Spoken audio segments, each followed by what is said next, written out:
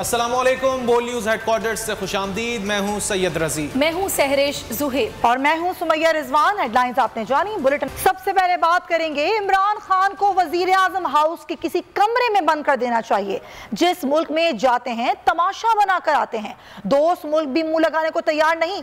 मरियम नवाज एक बार फिर बरस पड़ी, कहा जो कुछ हो रहा है उसे देखकर मुशर्रफ के आखिरी अय्याम याद आते हैं। गलत काम किया है तो तनकीद बर्दाश्त करने का हौसला रखें या फिर सियासत छोड़ दें। क्या पेट्रोल पंप और घर के किचन में बद्दुआएं देने वालों पर भी FIA से हमले करवाएंगे? चैनल्स की बंदिश के बजाय अपना और वुज़रा का मुंह बंद करें। उन्होंने कहा कि आप किसी रियासत के बादशाह नहीं, एक एक पाए का हिसाब आपको देना होगा। लंदन भागने की इजाजत नहीं मिलेगी। जहां फैक्ट्रियां लगाना हो वहां नवाज शरीफ 5 घंटे सफर करके भी पहुंच जाते हैं, लेकिन जहां हिसाब देने के लिए जाने की बात हो वहां वो बीमार पड़ जाते हैं। प्रेस कॉन्फ्रेंस में वजीर मुमलिकत फारूक हबीब अपोजिशन पर बुरी तरह से बरस पड़े। कहा शहबाज शरीफ पर फर्द जुर्मायद होने जा रही है, वो घबराए हुए हैं। मरियम नवाज भी 17 बार अपने केस में इल्तवा ले चुकी हैं। मरियम नवाज की हिदायत पर ही खातून अव्वल के खिलाफ ट्रेंड चलाया गया। मरियम नवाज इतना करें जितना वो बर्दाश्त कर सकें। नून लीग ने माजी में बेनज़ीर और नुसरत भुट्टो की किरदार कुशी की, आज के सारे चोर इकट्ठे हो रहे हैं। उनका कहना था कि नून लीग और पीपल्स पार्टी दूसरी तीसरी पोजीशन के लिए लड़ रहे हैं। वो डॉक्टर उनका अपना लिख के दे रहा, भाई ये सफर नहीं कर सकते। वो 5-5 घंटे का लंदन से मैनचेस्टर बाय रोड सफर करके चले जाते हैं, वहाँ फैक्ट्रियां लगा रहे हैं बैठ के, क्योंकि ये वो सारे सफर कर सकते हैं जहाँ इनकी फैक्ट्रियां लग सकती हैं। लेकिन जहाँ लूटमार का हिसाब देना है, क्योंकि वो जेल का सफर है, उसके लिए ये सारे बीमार। और ये नून लीग और पीपल्स पार्टी की जो लड़ाई है, ये नंबर 1 आने की तो लड़ाई नहीं है, ये दूसरी और तीसरी पोजीशन के लिए लड़ रहे हैं। शहबाज शरीफ के ऊपर फर्द जुर्म जो है वो आयद होने जा रही है। जब तक इनकी दाल ना गले तो ये इस किस्म के ओछे हथकंडों के ऊपर उतर आते हैं। तो इनको ये मैं कहता हूँ कि 3-3.5 साल तो इल्तवाएं आप लेते रहे हैं। 17 बार मरियम सफदर ने अपने केस की जो है वो इल्तवा ली। फ्राडिया नंबर 1 है, इनका नाम तो Guinness book of world record के अंदर जो है वो आना चाहिए। इन फ्राडियों का इनको भी जवाब देना पड़ेगा। और वो सारे फ्राडिये जो लंदन में मफरूर होकर बैठे हैं, उनको भी जो है वो मुल्क के अंदर वापस आना है। इसके अलावा किरदार कशी के ऊपर बड़ी बातें करते हैं। मैं इनसे ये सवाल पूछना चाहता हूँ कि बीबी शहीद का क्या कसूर था जिनके बारे में ये किरदार कशी करते थे? नुसरत भुट्टो का क्या कसूर था जिनके बारे में ये किरदार कशी? एवनफील्ड रेफरेंस में सजा के खिलाफ मरियम नवाज और कैप्टन रिटायर्ड सफदर की अपीलों की समाअत 21 मार्च तक मुलतवी कर दी गई। अदालत ने मरियम नवाज के वकील से मजीद दलाइल तलब कर लिए। अजहर सिद्दीक स्पेशल प्रोसिक्यूटर तैनात, कहते हैं मुल्जिमान ने जायदाद की मिल्कियत मान ली लेकिन कभी मनी ट्रेल पेश नहीं की। साबित करेंगे कि किसी को सियासी इंतकाम का निशाना नहीं बनाया जा रहा।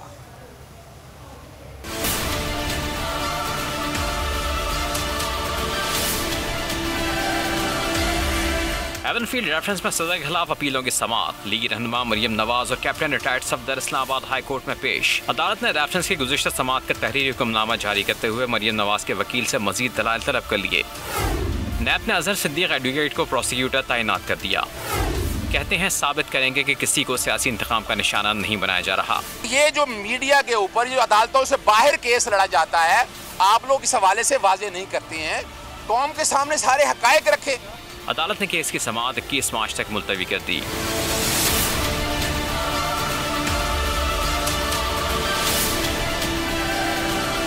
इमरान खान के दौर में पाकिस्तान जमहूरियत से दूर हो रहा है। पार्लियामेंट बदतरीन दौर से गुजर रही है। बिलावल भुट्टो जरदारी ने हुकूमत पर तनकीद के तीर चला दिए। लाहौर बार से खिताब में कहा कि मुल्क में कानून की बारादस्ती जरूरी है, क्योंकि कानून रियासत और अवाम के दरमियान पुल का किरदार अदा करता है। कानून के बगैर कोई रियासत कायम नहीं रह सकती। No, the difficulties. It was widely believed that Pakistan is transitioning, transitioning towards democracy. 1 step forward, 2 steps back, 2 steps forward, 1 step back. But it is now undeniably clear that in the time of Imran Khan, Pakistan is not transitioning towards democracy. Pakistan is transitioning away from democracy. Pakistan is not transitioning towards democracy. We are transitioning towards authoritarianism and dictatorships, and we must fight this.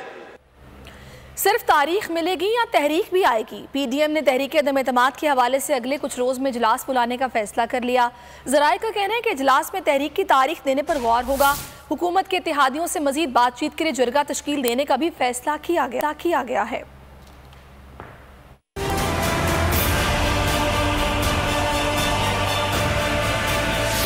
और इजलास, एक और तारीख। PDM ने चंद रोज में party कायदीन का इजलास बुलाने का फैसला कर लिया।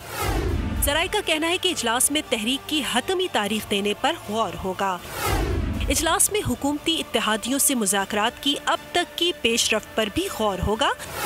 हुकूमती इत्तेहादियों से मजीद बात के लिए एक जिरगा भी तश्कील दिया जाएगा। शहबाज शरीफ, मौलाना फजलुर रहमान, मरियम नवाज और दीगर रहनुमा शरीक होंगे। हुकूमत के खिलाफ तहरीक अदम एतमाद के लिए ऑपोजिशन तैयार। हुकूमत के अहम हथियार इत्तेहादियों को साथ रखने के लिए वजीर आजम की अहम नशिस्त। मुशावरत के बाद इत्तेहादियों के तमाम गिले शिकवे, तहफ़्फ़ुज़ात फौरी दूर करने का फैसला कर लिया गया।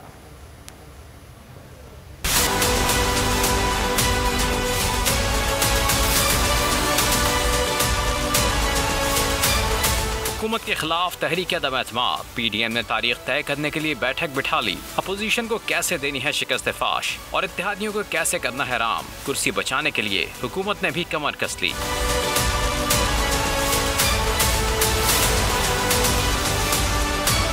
पहले मरहले में इत्तेहादियों को खुश करने का फैसला कर लिया। इत्तेहादी जमातों से किए तमाम वादे पूरे किए जाएंगे। अरकान को वजीर मुमलिकत का ओहदा दिया जाएगा। वज़ीर-ए-आज़म इमरान खान की करीबी रफ़्क़ा से मुशावरत हो गई। इत्तेहादियों के गिले शिकवे, तहफ़्फ़ुज़ात भी फौरी दूर करने का फैसला कर लिया गया। हुकूमती इत्तेहाद में शामिल बलूचिस्तान अवामी पार्टी और MQM पाकिस्तान समेत दीगर इत्तेहादियों ने वज़ारत का मुतालबा कर रखा है। और अब बात करेंगे पेट्रोलियम मसनूआत की बढ़ती हुई कीमतों की। ऐवान में जब पेश किया गया तो हंगामा हो गया। कायदे हिज़्ब इख्तिलाफ यूसुफ रज़ा गिलानी ने इजाफा मुस्तरद किया। सेनेटर शहरी रहमान ने बिल की मुखालफत की। बोली अथॉरिटीज़ को IMF से बराह रास्त हिदायत दी जा रही हैं। सेनेटर अजहर अब्बानी ने कहा कि हुकूमत ओछे हथकंडों के जरिए बिल ला रही है। बिल पेश किए जाने पर अपोजिशन ने वॉकआउट किया।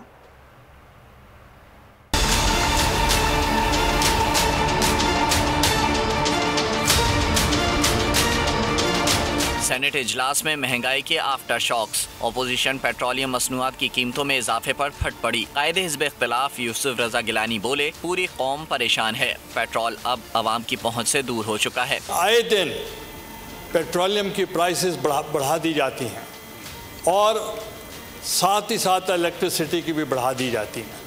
अब लोग बर्दाश्त नहीं कर सकते।